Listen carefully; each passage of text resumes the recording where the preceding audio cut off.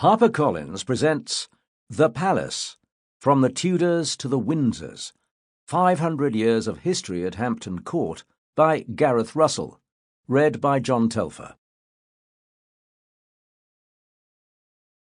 With the end of each generation, the lives that submerged here were absorbed again. With each death, the air of the place had thickened. Elizabeth Bowen, Bowen's Court, 1942. Introduction. As it has done for centuries, Hampton Court Palace draws thousands of visitors every year. As far back as the reign of Elizabeth I, staff were supplementing their income by offering tours to visitors, and the fascination shows no signs of dwindling. I began this account of Hampton Court during the lockdowns of 2020, and as soon as it was possible to do so, I returned to visiting it in 2021 and 2022. In writing about Hampton Court and the different people who lived there or visited in the decades between 1495 and 2016, I fell a little in love with this extraordinary place. There were so many important and interesting moments at Hampton Court that it would be unfeasible to include them all without producing a book hefty enough to perform double duty as a doorstopper. Some, however, could not be excluded.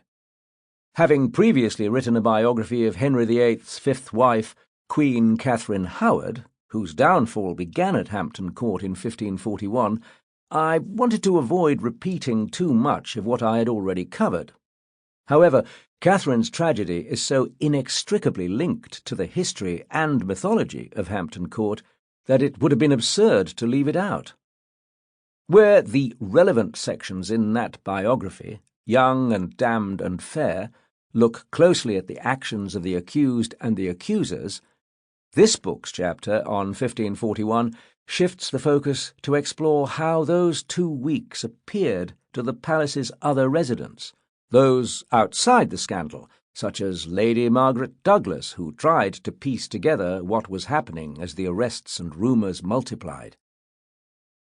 The aesthetics and construction of Hampton Court play an important part in this narrative.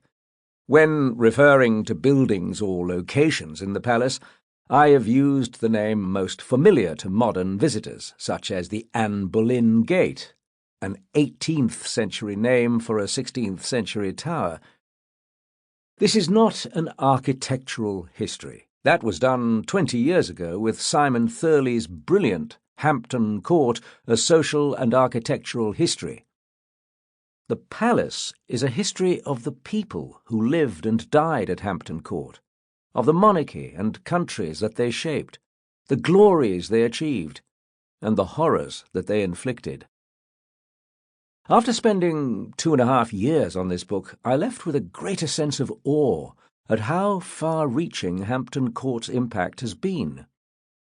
Reflecting on the personal importance of history to the historian is difficult, and many do not think it has a place in works of non-fiction. Generally, but not absolutely, I agree.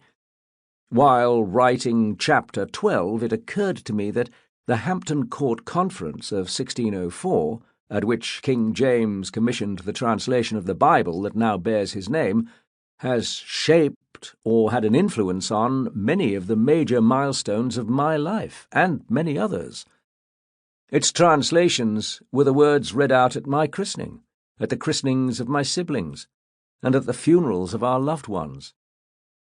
The precise grammar and wording chosen by the translators for their version of the Epistle to the Ephesians were the last words we chose to be read aloud to my grandfather as he lay on his deathbed in hospital, and his firm squeezing of my mother's hand as he heard them was the last unambiguous sign of consciousness he gave before he passed away.